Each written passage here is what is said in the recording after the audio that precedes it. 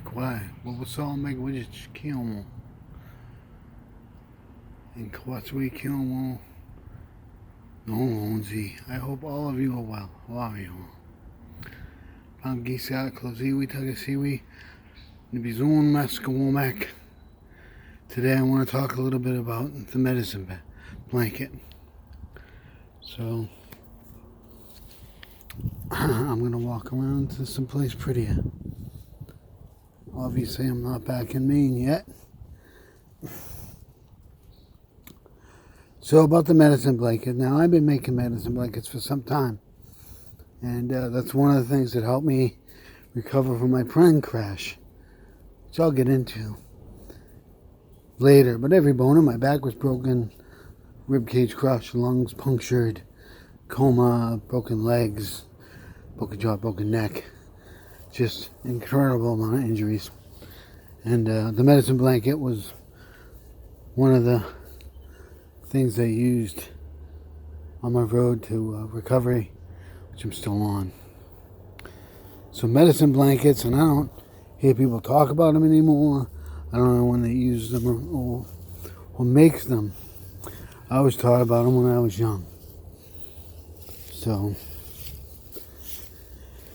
and there's different ways to make them. There's different kind of medicine blankets, and you have to know how to take care of them. And so, in making them, you'll know how to take care of them. Medicine blankets are something that can be specifically made to attend to different issues. Anything from aches and pains in different body parts to congested chest, sinus problems, anywhere that you have aches, pains, sores, your back, your neck, your legs, your buttocks, thighs, knees, whatever hurts. And you make these things in order to specifically target what it is you're looking to address.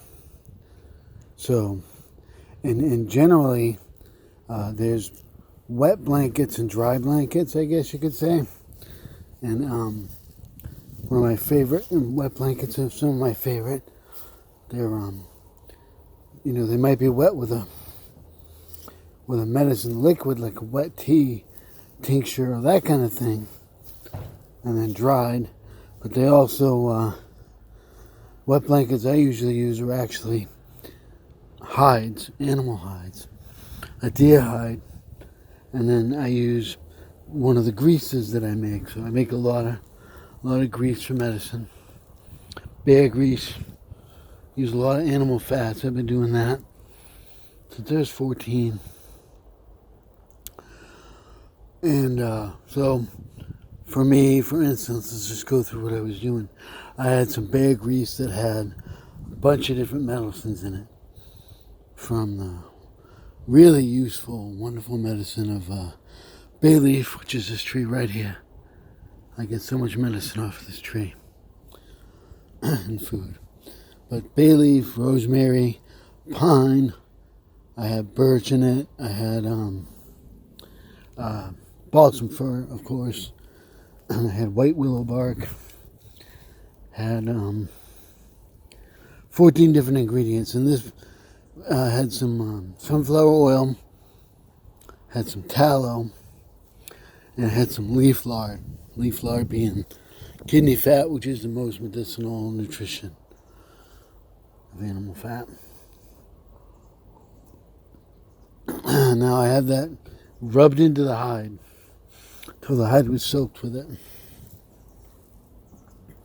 Then, you gotta take care of the hide. Like, you can't put that on a blanket. You can't wrap that up on, put it on a bed. It needs to be wrapped in something that's not gonna drain all the grease out of it.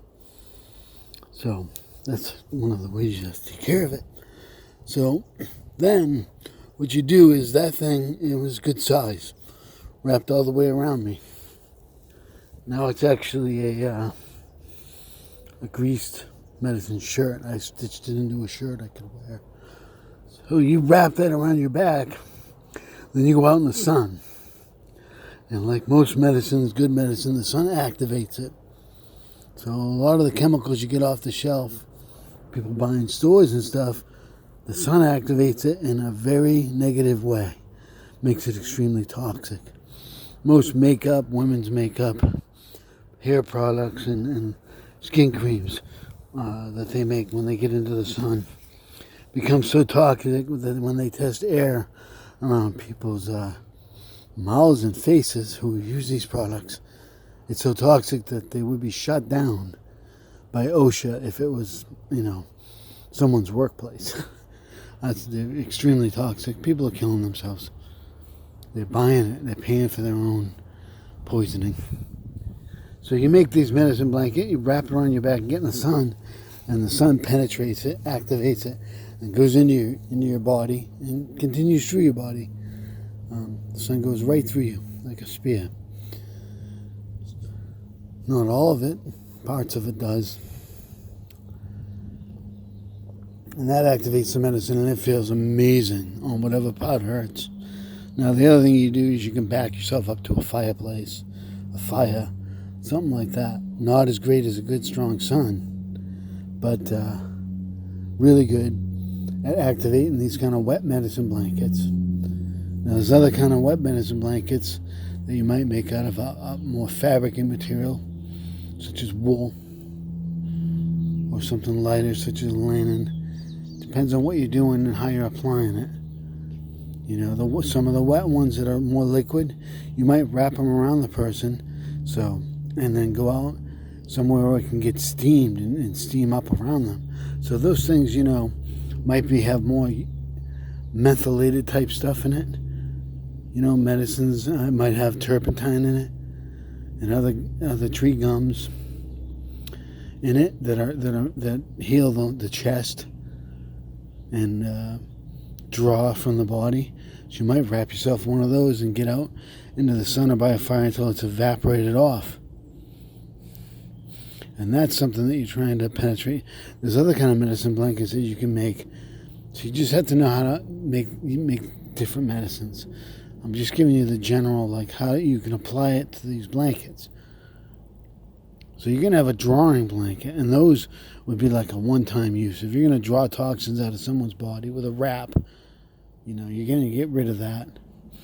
But the medicine blankets that you live with and care for, you reapply the medicine, you take care of it, and then you use it when you need it. And when you use these kind of medicines, you find you use it less and less because you're actually healing. So, and I miss mine. Mine's in, I made it into a shirt. That one, I'm going to make it some more. So, these medicine blankets are very powerful, old medicine. This is old medicine kind of stuff. You should use your imagination, okay? Like, what kind of medicine can I apply, and how can I use this wrapping blanket, self-swaddling technique to, do I want to cause evaporation and vapors for them to breathe? Do I want to draw stuff out of them?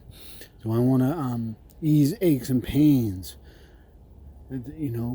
Pick your application, pick the correct material, and then as you build it, you'll know how you have to take care of it, because you're like, oh, this particular blanket needs to be remedicated this often, or this particular constituent of this medicine breaks down, so I have to add a lot more. Like maybe every time you put it on, you're putting mint oil on, because the mint oil needs to be strong, but the other medicines are still holding up. So, boy, I wish I had stuff to show you, but there's no point in giving you exact examples. You just need to take the concept of, oh, this is what a medicine blanket is, and this is what they are, and you can use them different ways and apply them different ways.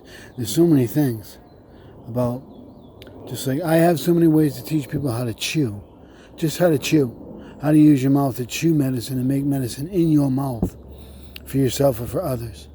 Like the proper way to chew different things. There's different ways. If you're going to chew, and you should be chewing your food for your children, because they sell poison baby food and poison baby formula. And there's different ways to chew. And there's different techniques to use for different age babies, and there's just different things to do. So and chewing their food is takes nothing. You should be doing that. You should not be feeding them any other garbage. You shouldn't be eating garbage either. Anyway, think about medicine blankets. Sit with them. I don't like to say meditate. You sit and dream. Natives dream. Meditation is some sort of power play from another culture, and it often has connotations of directed, guided imagery and special mantras and all this stuff that's somebody else is pruning your garden. You tend your own garden. You tend your own spirit, right? You don't walk other people's paths. You dream on things. Sit with them, okay? Sit with the blankets and get to understand the medicine and different ways you're going to apply it. Try some, use them. You'll have wonderful results. And people will want them.